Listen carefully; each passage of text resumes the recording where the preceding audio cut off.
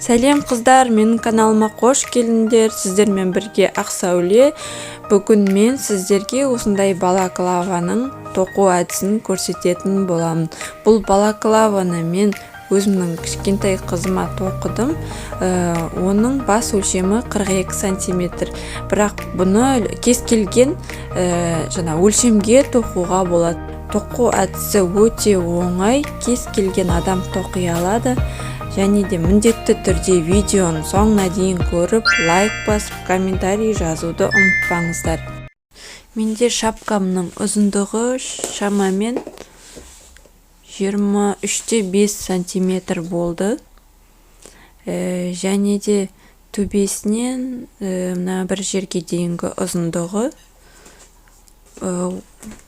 примерно 13-5 сантиметр болды. Ал ені 22 сантиметр. Төбесін тоқыған кездеріңізде баланың басына кигізіп көресіздер төбесін тоққанда.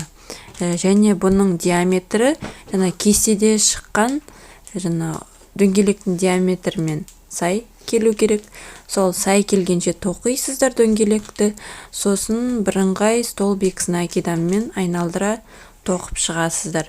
Дөңгелек тоқудың схемасын, ссылкасын астыға қалдырам.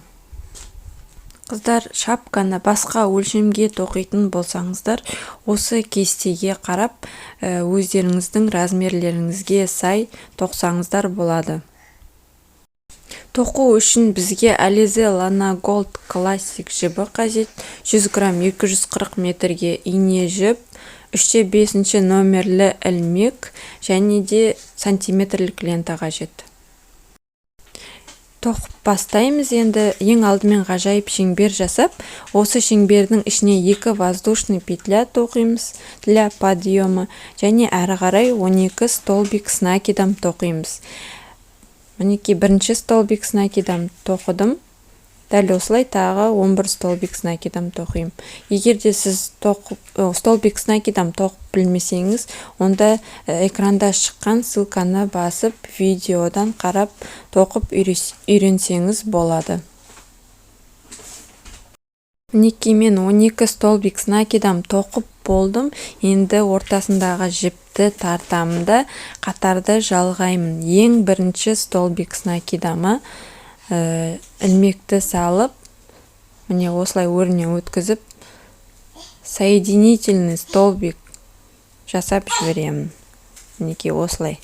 Әрі қарай тағы 2 воздушный петля для подъема тоқып, осы петляға столбик с накидом және де тағы бір столбик с накидом тоқимын. Осылай әр петляға 2 столбик с накидамнан қатардың соңына дейін тоқып шығамын. Сонда бізде қатарды 12-24 столбик с накидам болу керек. Мен екінші қатарымды бітірдім. Енді бірінші столбик с накидамы ілмегімді салып, соединительный столбик жасаймын. Енді үшінші қатарда 2 воздушный петля жасайым. Бірінші петляға столбик с накидом тоқим. Және тағы столбик с накидом. Яғни бірінші петляға 2 столбик с накидом тоқисыздар. Және әрі қарай келесі столбикке 1 столбик с накидом тоқимыз. Осылай қатардың соңына дейін 2-1-2-1 деп кезекпен тоқып шығасыздар. Және де әрі қарай дөңгелек тоқудың қазір схемасын шығарамын. Осы схемаға қарап, әр қатар сайын бір столбиктан тастап тоқып отырасыздар. Мысалы, қазір 1 столбик с накидом тастадым. Келесі қатарда 2 столбик с накидом тастайым. Одан кейінгі қатарда 3 столбик с накидом прибавканың арасына тастайым. Осылай өздеріңіздің диаметрлеріңізге дейін тоқып шығасыздар кестедегі. Және дөңгелек тоқығанда сызғышпен өлшеп көресіздер. Мен диаметрін 13-5 сантиметр болғанша тоқимын. Мінекей мен дөңгелекті тоқып болдым. Мен 6 қатар тоқыдым. Петлялар саны 72.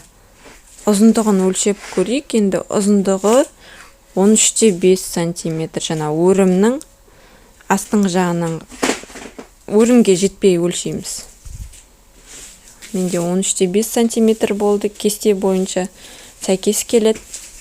Енді әрі қарай өзгеріссіз әр петляға бір столбик с накидамнан тоқисыздар. Міне бірінші столбик с накидам тоқыдым. Енді осылай қатардың соңына дейін және барлық қатарда өзгеріссіз тоқисыздар. Тоқыған кезімізде қатарды қосқанда жаңағы артынан солға қарай кеткен линия көрінеді.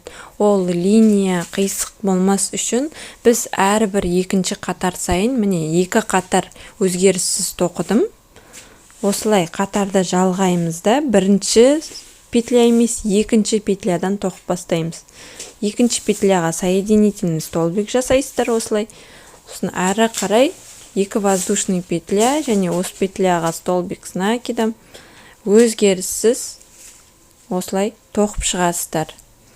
Бұны жаңа артындағы сызық солға қарай кетпес үшін, түзу көріну үшін осылай жасаймыз. Әрбір екінші қатарға немесе үшінші қатарға. Мінекей мен балаклаваның негізін тоқып болдым. Ұзындығын өлшеп көрейік. Ұзындығы 14 сантиметрге жетер-жетпестей. Мен тағы ішіне астар тігем. Астарға примерно 5 миллиметрдей қалдыруға болады. Маған 14 сантиметр жеткілікті.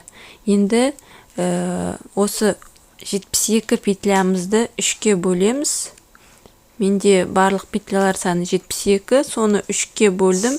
24 петля болып шықты. Осы 24 петлядан 3-ке бөліп тоқимыз. Бірінші балаклаваның бірінші бөлігін тоқим, 24 петля. 2 воздушный петля, және бірінші петляға бір столбик с накидом. Әрі қарай тағы әр петляға бір столбик с накидамнан 24 столбик с накидом тоқисыздар. Мен 24 столбик с накидам тоқып шықтым. Енді балаклаваның алдын тоқимыз. Алды ашық болу керек. Ол үшін 24 воздушный петля тоқим қазір.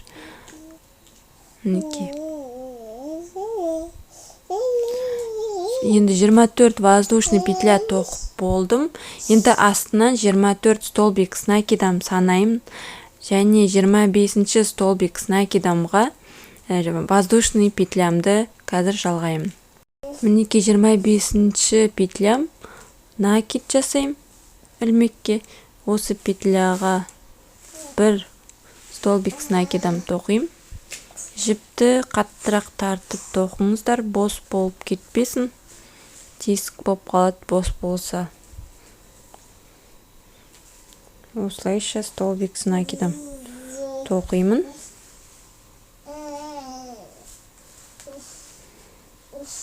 Енді әрі қарай 24 столбик с накидам тоқимыз. Бірінші столбикті тоқыдық. Енді 23 столбик с накидам. Қатардың соңына дейін тоқып шығамыз. Мінекей мен қатарымды аяқтадым. Енді келесі қатар өзгеріссіз тоқимыз. Алды осындай болды, алдын тесігі. Одан да үлкенірек болсын десеңіздер, тағы бір қатар тоқып шығасыздар. Только воздушный петля тоқымай, просто столбик с накидам қылып. Содан кейін бар воздушный петля тоқисыздар. 2 қатардан кейін. Екінші қатарда яғни. Маған осы биіктігі жеткілікті. Әрі қарай мен воздушный петляға дейін 24 столбик с накидам тоқып шығамын. Мінекей мен воздушный петляға жеттім. Енді әрі қарай осына өрім тұр. Өрімнің арғы жағында, астыңғы жағындағы петляға ілмекті салып столбик с накидам тоқимыз. Міне өрімнің астындағы сызықтар бар. Көрініп тұр ма білмеймін. Міне мына сызық. Осы петляларға ілмекті салып тоқисыздар осылай столбик с накидам. Әр петляға бір столбиктен. Міне екінші петля.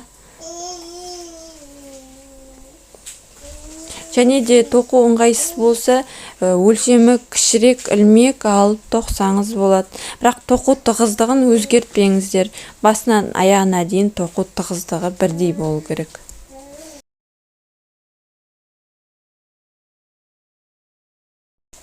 Мен қатарымды аяқтадым, түгелдей столбик с накидам тоқып. Мінекей осындай болып көрінеді алдынан. Енді сіздер керекті ұзындыққа дейін столбик с накидам қылып, аяғына дейін өз бетінше тоқып шығасыздар. Қазір құлағын тоқимыз. Балаклаван ол үшін ғажайып шеңбер жасап, осы шеңбердің ішіне 12 столбик с накидам тоқимыз. 2 воздушный петля және 12 столбик с накидам. Тура шапканы тоқыған сияқты. Бірінші қатарды аяқтадым. Жіпті қаттырақ тартамыз да, бірінші қатарымызды жалғаймыз. Бірінші столбик с накидамға ілмегімізді салып, соединительный столбик жасаймыз. Және 2 воздушный петля тоқып, бірінші петляға 2 столбик с накидам тоқим. Екінші петляға 1 столбик с накидам тоқим.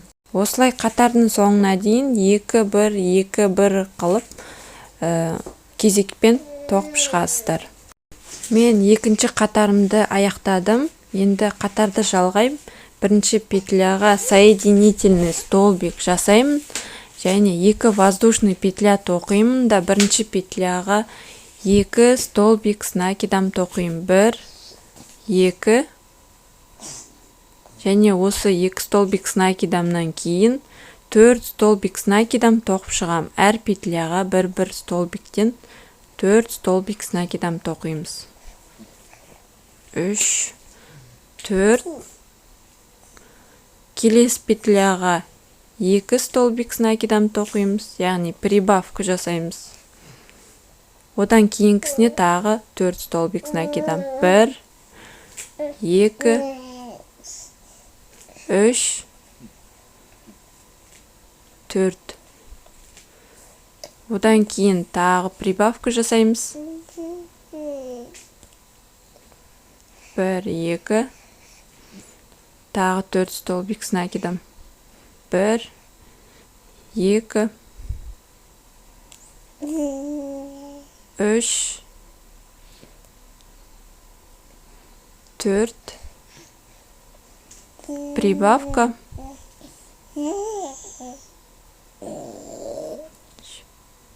1, 2.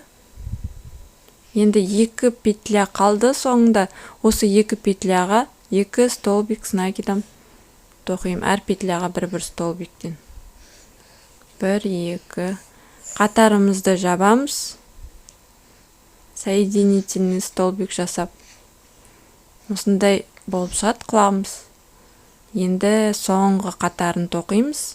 Соңғы қатарында еш өзгеріссіз әр петляға 1-1 столбик с накидамнан өз бетінше қатардың соңына дейін тоқып шығасыздар.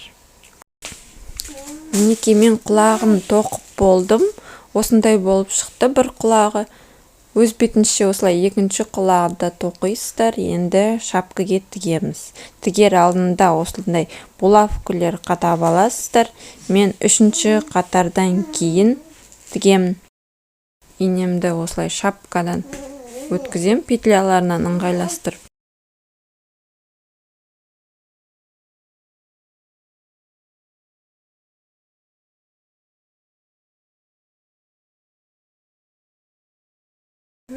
Және құлақтың өрім бар. Сол өрімге салып, келесі өрімнен шығардым. және шапкаға тағы қадап тігем. Ыңғайластырып инелеріңізді саласыздар. Тесік қалып қалмас үшін дұрыстап қарайсыздар қай жерге тігу керек екен. Тағы өрімге инені саламыз. Осындай әдіспен құлақты тігіп шығасыздар. Достар, мен балаклавамды тоқып болдым. Менде осындай болып шықты.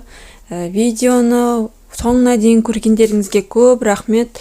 Мен видеом ұнап жатса, онда мына экранда шыққан басқа да видеоларымды көріңіздер. Сұрақтарыңыз болып жатса, астыға комментарийге жазып кетіңіздер. Келесі кездескенше сау болыңыздар.